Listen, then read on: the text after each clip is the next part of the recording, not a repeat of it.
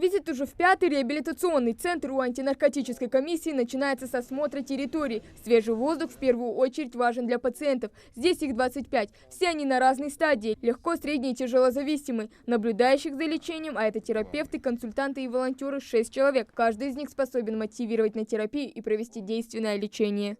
Они получают сертификаты, что они обучали людей и проходят они и онлайн подготовку, и уезжают. И, соответственно, здесь вот именно программа 12 шагов, она подразумевает, чтобы именно консультанты и терапевты, они были сами бывшие наркоманы. Это очень важно, потому что наркоман лучше понимает. Работу и условия реабилитационных центров проверяет региональная антинаркотическая комиссия по поручению главы региона Махмуда Али Калиматова, который призвал к консолидации всех органов власти в борьбе с наркоманией. В республике с момента ее создания проводят различные мероприятия, направленные на противодействие распространению наркотических средств. Это первый центр, который открылся на республике Ингушетия. Он еще открылся в 2019 году. Это небольшой, скажем так, не по размерам центр, но здесь есть необходимые условия для проведения социальной реабилитации. На сегодняшний день у нас 6 подобных некоммерческих организаций. Надеюсь, что в ближайшие месяцы мы откроем наркологический диспансер в Плиево на 50 койко-мест. Там и будет наркологическое отделение и отделение реабилитации. И, в общем-то, с момента открытия Плиева у нас есть возможность и медицинской реабилитации наркозависимых, и социальной реабилитации. Поэтому основная цель, я говорю, ознакомиться, второе, познакомиться, третье, какую помощь мы можем оказать со стороны нашей региональной комиссии, со стороны главы Республики Ингушетия.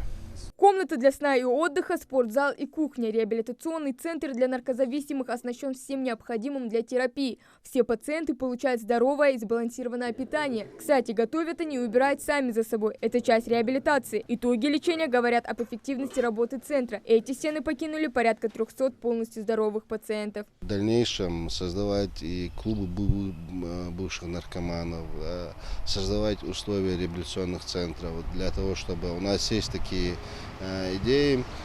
Мы будем на базе реабилитационных центров создавать теплицы, коровники, разные работы, где реабилитант мог бы после реабилитации уже чем-то заняться, да, или кафельщик, или сварщик. То есть вот такие идеи у нас есть, и в дальнейшем будем их прорабатывать и работать в этом направлении.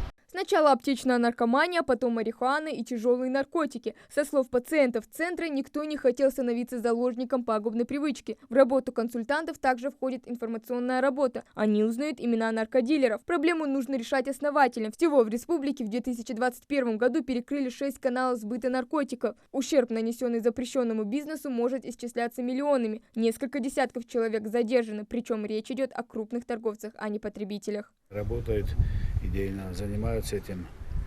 Ладно, здесь мы уже откуда сюда привозят, мы туда ездим. Ставрополь, вы знаете, да? Да, накрыли большую поясную группу, и сотрудники, и те, там 14 человек под арестом. На 40 миллионов мы только наркотиков арестовали, которые на Кавказе с СКФО. Сейчас в Москве были 5 килограмм, которые сюда земли приехали, мы 5 килограмм взяли. Привезли там таджика, привезли, кто сюда отправлял их. По статистике, ровно половина всех наркоманов спустя полгода после регулярного употребления погибают. 13% доживают до 30 лет и лишь 1 до 40. В Ингушетии зарегистрировано 1658 наркозависимых, среди которых подростки и женщины. Цифра по сравнению с прошлым годом увеличилась на 31. На сегодняшний день самым эффективным путем решения проблемы наркомании считается 12-шаговая программа. С октября месяца 2021 года Минздрав является уполномоченным органом по социальной реабилитации и по медицинской реабилитации тоже причем.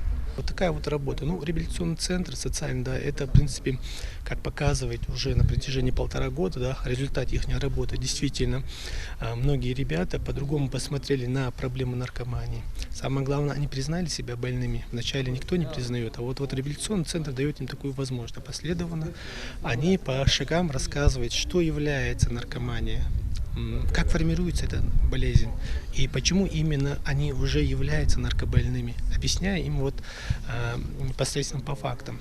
Профилактика и предупреждение – основные направления работы региональной антинаркотической комиссии. Тех, кто уже попал в порочный круг, спасает, объединив все усилия. Борьба буквально на всех фронтах. Только так можно победить пагубную напасть, которая поражает молодежь. Хава Гагиева, Рамзан Зурабов, Новости 24.